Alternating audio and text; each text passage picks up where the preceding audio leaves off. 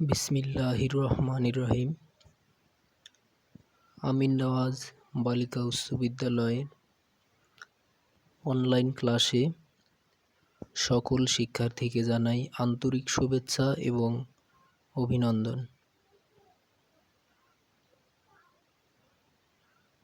আশা করি সবাই ভালো আছো।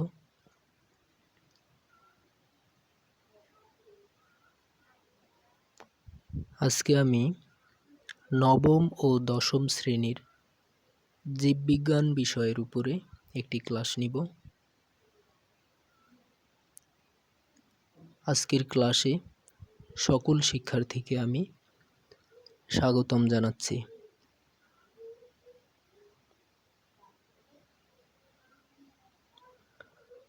সম্পূর্ণ ক্লাস জুড়ে তোমাদের সাথে আছি আমি আহসান হাবিব, সহকারী শিক্ষক, আমিন নওয়াজ বালিকা উচ্চ বিদ্যালয়।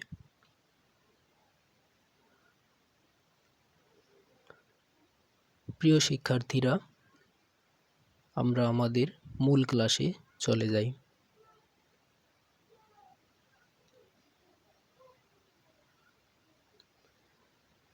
প্রিয় শিক্ষার্থীরা, তোমরা স্ক্রিনে একটি পিকচার দেখতে পাচ্ছ।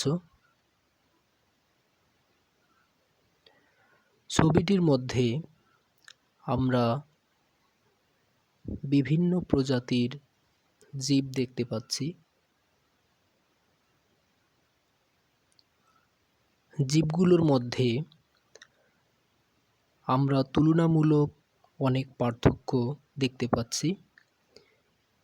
এগুলো বিভিন্ন প্রজাতির জীব।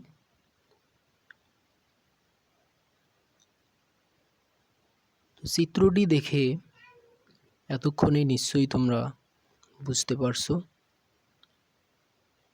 আজকে কোন অধ্যায় থেকে আমি আলোচনা করব।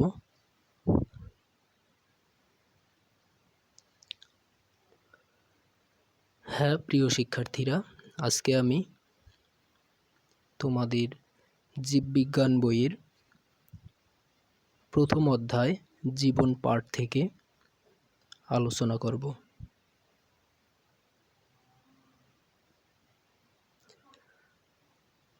আজকের পাঠ শেষে যে বিষয়গুলো সম্পর্কে তোমরা জ্ঞান লাভ করতে পারবে সেগুলো হচ্ছে: জীব জগৎ কি বলতে পারবে, শ্রেণীবিন্যাস কি বলতে পারবে, শ্রেণীবিন্যাসের উদ্দেশ্য বলতে পারবে এবং বৈশিষ্ট্য অনুযায়ী জীব জগৎকে বিভিন্ন রাজ্যে বিভক্ত করতে পারবে।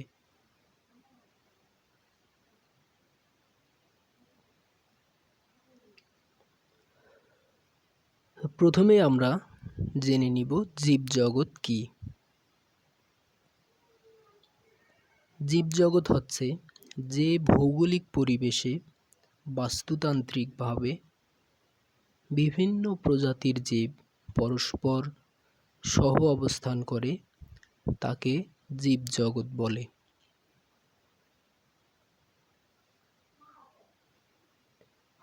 এরপরে আমরা যে বিষয়টি জানব সেটি হচ্ছে শ্রেণীবিন্যাস কি। শ্রেণীবিন্যাস হল পারস্পরিক সাদৃশ্য ও বৈসাদৃশ্যের উপর ভিত্তি করে জীবদেরকে বিভিন্ন গ্রুপ বা দলে বিভক্ত করাকে শ্রেণীবিন্যাস বলে।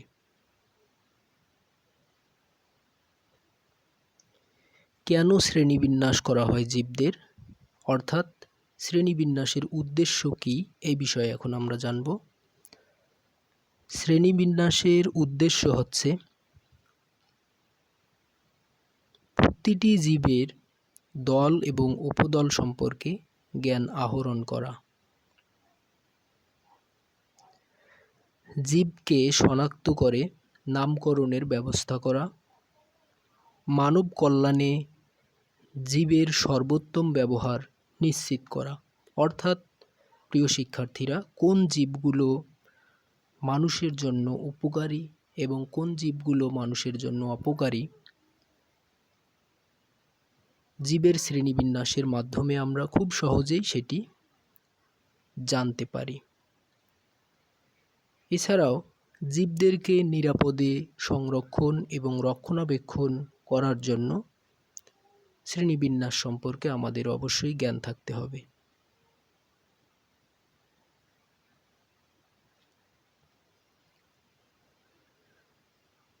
এ পর্যায়ে প্রিয় শিক্ষার্থীরা, আমরা এই অধ্যায়ের অত্যন্ত গুরুত্বপূর্ণ বিষয় সম্পর্কে জানব, সেটি হচ্ছে জীবজগতের বিভিন্ন রাজ্য সম্পর্কে আমরা জানব। বিভিন্ন বিজ্ঞানীরা জীবজগৎকে বিভিন্ন রাজ্যে বিভক্ত করেছেন।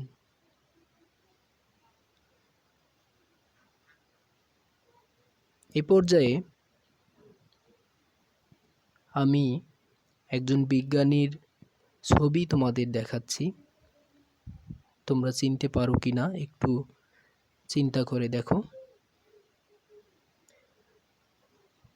হ্যাঁ, অনেকেই হয়তো তোমরা পেরেছো। ইনি হচ্ছেন ক্যারোলাস লিনিয়াস, যাকে শ্রেণীবিন্যাসবিদ্যার জনক বলা হয়ে থাকে।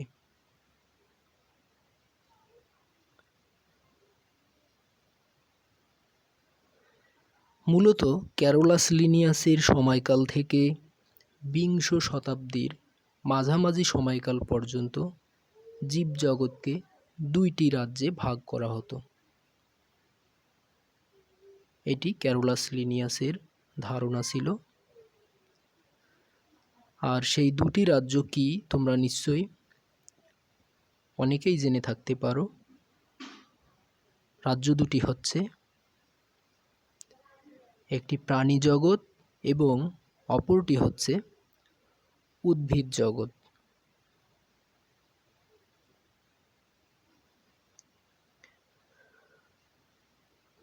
প্রিয় শিক্ষার্থীরা, এখন আরও একজন বিজ্ঞানীর ছবি আমি তোমাদের দেখাচ্ছি। চিনতে পারো কিনা একটু লক্ষ্য করো। কে হতে পারেন ইনি? হ্যাঁ, অনেকেই হয়তো পারছো তোমরা। ইনি হচ্ছেন আর.এইচ. হুইটেকার। জীবজগতের শ্রেণীবিভাগে ইনিও গুরুত্বপূর্ণ অবদান রেখেছেন।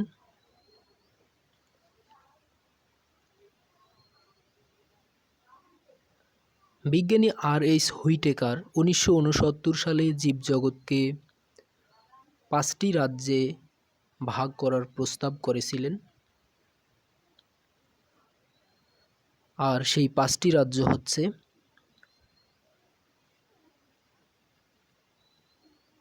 অ্যানিমেলিয়া, ফানজাই, মনেরা, প্রোটিস্টা এবং প্লান্টি।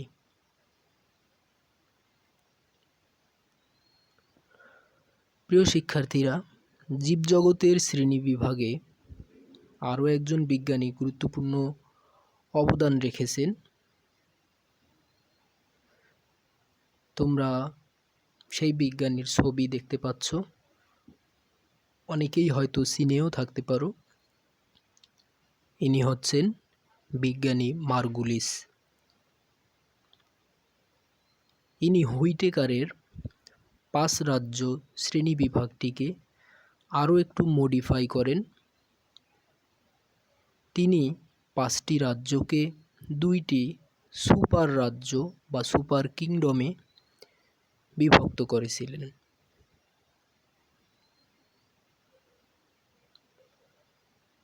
আর সেটি হলো সুপার কিংডম ইউক্যারিওটা এবং অপরটি হলো সুপার কিংডম প্রোক্যারিওটা।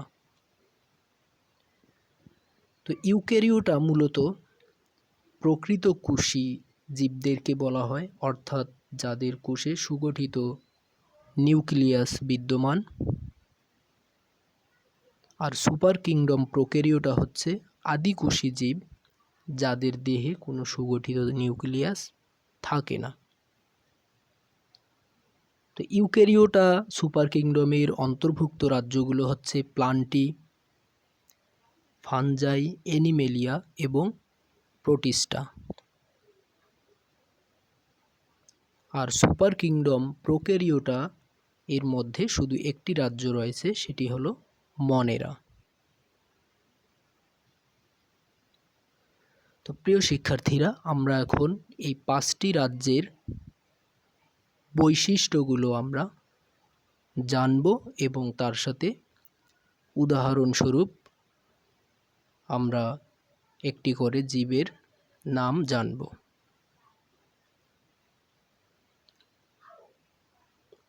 প্রথম রাজ্যটি হচ্ছে মনেরা। এটি সুপার কিংডম প্রোক্যারিওটা এর অন্তর্ভুক্ত। মনেরা এর বৈশিষ্ট্যগুলো হচ্ছে এরা এককোষী ফিলামেন্টাস, এদের কোষে কোনো সুগঠিত নিউক্লিয়াস থাকে না, দ্বিবিভাজন প্রক্রিয়ায় বংশবিস্তার করে থাকে, শোষণ পদ্ধতিতে এরা খাদ্য গ্রহণ করে। উদাহরণস্বরূপ আমরা বলতে পারি ব্যাকটেরিয়া। চিত্রের মধ্যে তোমরা নিশ্চয়ই ব্যাকটেরিয়ার ছবিটি দেখতে পাচ্ছ। আমরা এখন পরবর্তী রাজ্যে চলে যাব, রাজ্য 2, যেটিকে প্রোটিস্টা বলা হয়ে থাকে। প্রোটিস্টা এর শনাক্তকারী বৈশিষ্ট্যগুলো হচ্ছে এরা এককোষী বা বহুকোষী ধরনের হয়ে থাকে, এদের দেহে সুগঠিত নিউক্লিয়াস থাকে,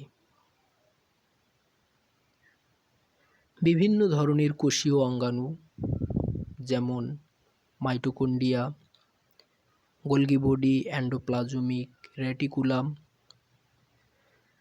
রাইবোজোম, সেন্ট্রোসোম ইত্যাদি কোষীয় অঙ্গাণু এদের দেহে থাকে। এদের খাদ্য গ্রহণ প্রক্রিয়াটি হচ্ছে শোষণ বা ফটোসিনথেটিক ধরনের। ফটোসিনথেটিক কি এটা অবশ্যই তোমরা জেনে থাকবে, অর্থাৎ সালোক সংশ্লেষণ প্রক্রিয়ায় এরা খাদ্য তৈরি করতে পারে। মাইটোসিস প্রক্রিয়ায় বংশবৃদ্ধি করে থাকে। উদাহরণস্বরূপ আমরা বলতে পারি অ্যামিবা। নিশ্চয়ই অ্যামিবার চিত্রটিও তোমরা দেখতে পাচ্ছ।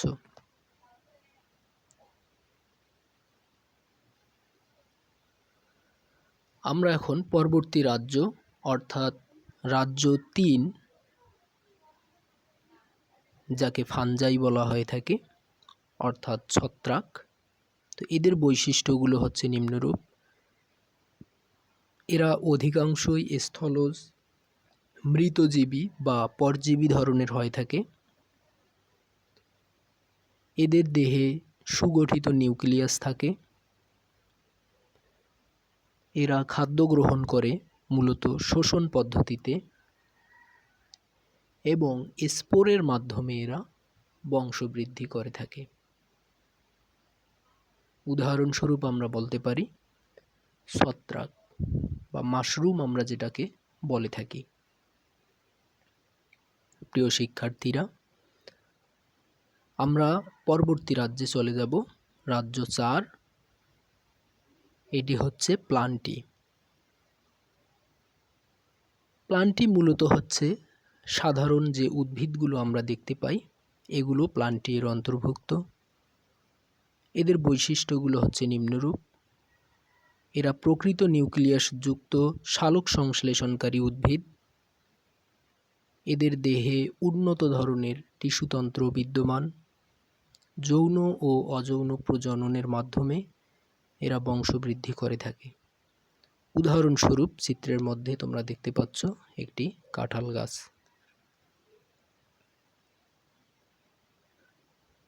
প্রিয় শিক্ষার্থীরা, আমরা এখন পরবর্তী রাজ্যে চলে যাব।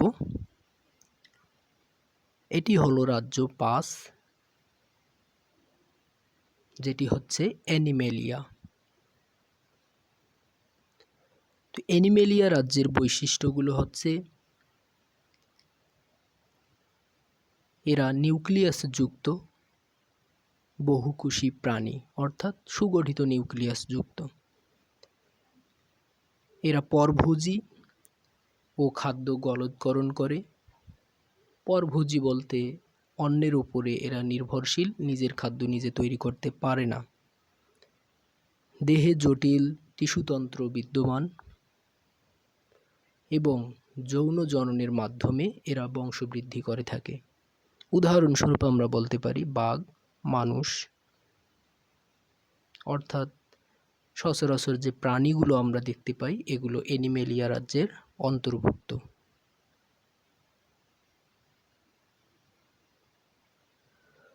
তো প্রিয় শিক্ষার্থীরা, আমরা আমাদের আজকের ক্লাসের শেষে চলে আসছি, শেষ পর্যায়ে। আমি তোমাদের বাড়ির একটি কাজ দিব, সেটি হচ্ছে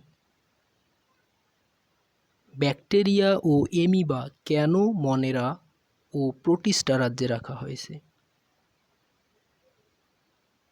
উত্তরের সপক্ষে যুক্তি দাও। তো এই প্রশ্নটির উত্তর তোমরা কমেন্ট করবে অথবা ইনবক্সও করতে পারো।